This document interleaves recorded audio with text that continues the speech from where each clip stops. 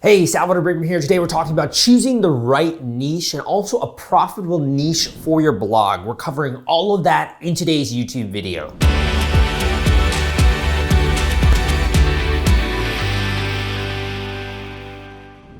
So how do you actually choose a profitable niche for your blog, but also one that is going to be a good fit for you? Because if you're like other people out there, you've had many different ideas. Maybe I should write about this, maybe I should write about that. And all of these subjects go through your mind, or you see a trend that's blowing up on Google Trends. You see lots of people talking about something new. They're talking about TikTok. At one point in time when you're younger, talking about Beanie Babies. You can literally start a blog about everything. And while that can be extremely liberating, it's also kind of overwhelming because we are faced with this paradox of choice. So how do you actually hunker down and you decide on the niche that's going to take you from maybe having a full-time job or just doing the blog as a hobby or not being, kind of just doing it as a freelance work to accelerate that and to actually have that be your full-time income? We're going to be going through a few different decision criteria when it comes to picking out that actual niche.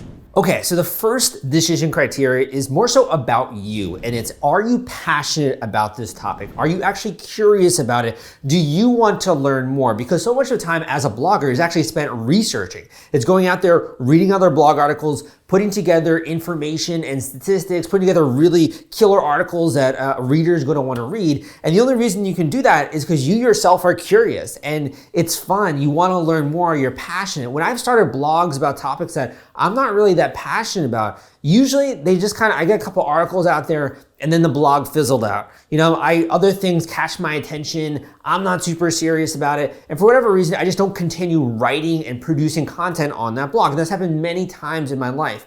The blogs that I've actually stayed with and that have grown a lot over my years and replaced my full-time income, that comes from my own passion and my own curiosity. And that's so freaking important because it's the difference between being a flash in the pan and actually a long-standing success. You can be excited, you can be hyped up about a new trending topic, but if in 3 months' time you're still not as excited, you're not gonna continue to produce content on that blog. It's kind of almost similar to like a marriage in that over time, my niche has expanded and my relationship to the topic that I write about has also expanded. And I continue to be interested and enthusiastic about that topic.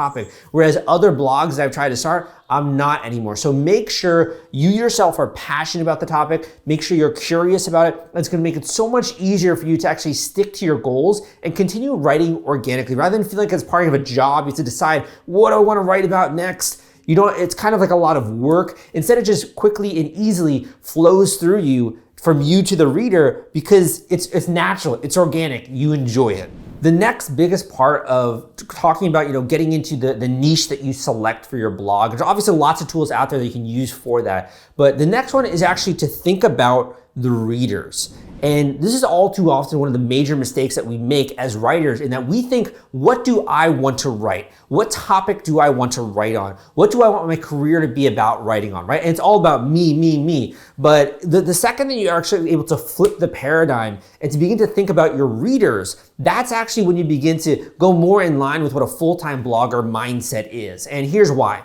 When you're thinking about you're putting out content for yourself. Like that's great. It's very satisfying. It's really fulfilling, but it doesn't mean that necessarily other people are going to connect with the content that you put out. It's more actually art. We do art for ourselves and maybe it connects with another audience. But if you're doing something to try and grow a profitable job, you have to find kind of a middle ground between what you want to write about and what people want to read. So when it comes to the actual niche, rather than thinking about what you want to write about, think about who you want to serve. It's a really subtle change, but it will change everything. Think about, instead of what you want to write about, think about who you want to serve. And by that word serve, what I mean is what people out there that are out there that you're writing for, what problems do you want to solve in their life? How do you want to help them? They have a certain plan maybe of going from point A to point B with their fitness journey, right? And you're writing articles about fitness and health and nutrition. You're helping that individual go from point A to point B. Rather than thinking about the content you want to put out personally and just writing that kind of stuff, take a little bit of time and think about the actual group of people online that you want to help and that you want to serve. I'll give you a very simple, concrete example of this. So let's just say that I really am liking the topic of podcasting, right? And it is a topic that I have a podcast I have since 2015. I actually have 3 podcasts now, and it's something that I really enjoy doing. But at the same time, when I was thinking about starting a blog about this topic, I'm like, I don't know. I have to think a little bit more about who I want to serve, because podcasting in general is a very big niche. Within that niche, you have speakers, you have consultants, you have personal brand, you have marketers like myself. You have lots of people within that niche. And you also have other people that are doing comedian style podcasts, story-based podcasts. And you really have to think about the people that you want to serve within the overall niche. And that's going to help inform a lot of your content. Because here's an example. Let's just say that I'm writing a blog about podcasting, and it's mainly for people that are educators, that are writing books, that are speakers, right? The type of content that I produce is going to help them solve problems. Like, how do you transition from being a speaker to hosting a podcast? How do you sell your book using your podcast? Like, those are just very simple examples of articles that I might write. Versus if it's more of like a comedian style show, I'd probably put out an article like how to sound organic and funny when you are hosting your podcast. Right? So the actual people that you're writing for is going to inform your niche a lot more than just the general content or the general niche or general topic. You're actually thinking about who within this larger industry am I writing for, and what problems do they experience? And that guides a lot of your article ideas going forward. Now, let's just say you've made those decisions. So you've got the decision down about, yes, I'm passionate, I'm curious, I'm ready to go. I know who it is that I'm trying to serve. The next question is actually what unlocks the business building side of blogging. So if you actually want to turn your blog into a business, you want to monetize your passion, listen up, because what I'm about to share can make the difference between you being able to go full-time on your blog, or you just kind of fizzling out, doing it as a hobby, and years later wishing that you had put more effort into this thing. And that is, you want to pick an industry of people who not only have problems in their life, but they're also willing to spend money to solve those problems. So here's an example. Let's just say within the overall podcasting niche, which I was talking about before, you have some people who want to start podcasts, but they've never started a business before. They're not interested in spending money on their podcast. They're not interested in hiring a podcast coach. They're not really curious even in getting a super high quality microphone. They just kind of want to try it out. It's like a hobby for them. That person is going to spend a lot less money on their work, their hobby, than someone who's an established speaker who already has a book and wants to turn the podcast into a personal branding activity. They're going to be investing in a high quality microphone. They're going to be investing in marketing. They're going to be wanting to bring on different tools to help them run their show. Eventually, they're probably going to want to have other people that they can delegate that can get them guests in these kinds of things. So they have money to spend.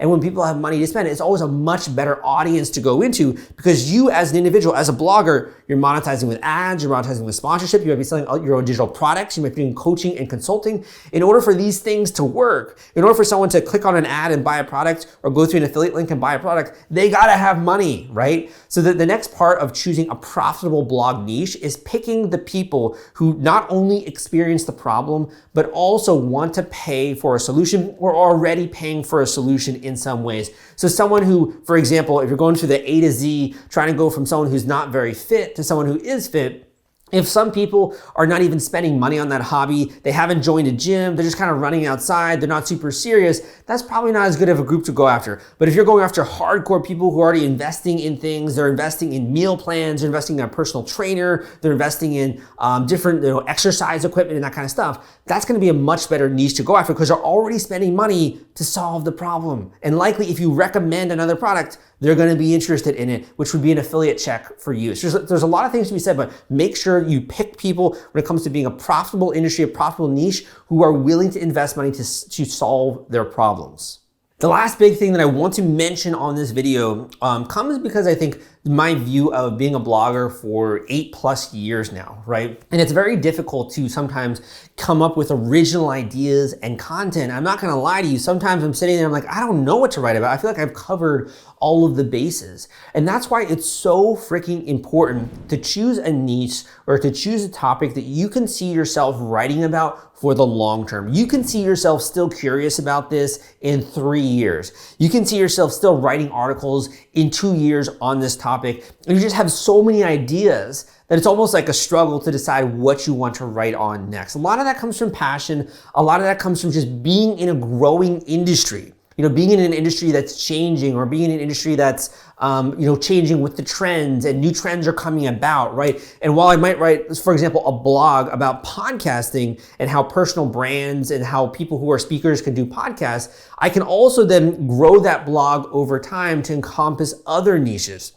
So once I'm done writing about, for example, podcasting for coaches and consultants, I can then expand that, and I can talk about what are some other ways that coaches and consultants can market themselves online, maybe doing YouTube, maybe starting their own blog, maybe doing in-person lectures, that kind of stuff. And you can even grow even further back. Like, why are you starting a personal branding and consulting business? What are your other goals, right? So you kind of go and you have a narrow niche, and over time, the more that you do this, you can expand outwards, and that's exactly what I've done with my own business.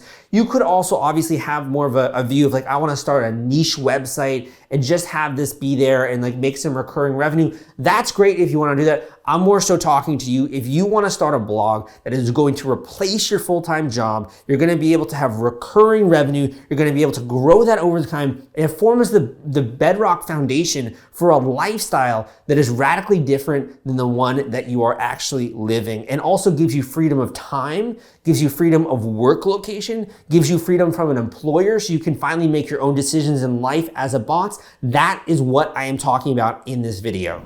So I hope you enjoyed today's YouTube video. Again, my name is Salvador Brigman. If you have any questions, leave a comment down below, and please give me a thumbs up so that other people that come in the video know that it's worth their time. Give us a subscribe. We also got some great links in the description of this video that I think you'll like and that will help you with your goals. And again, my name is Sal, and I will see you next time.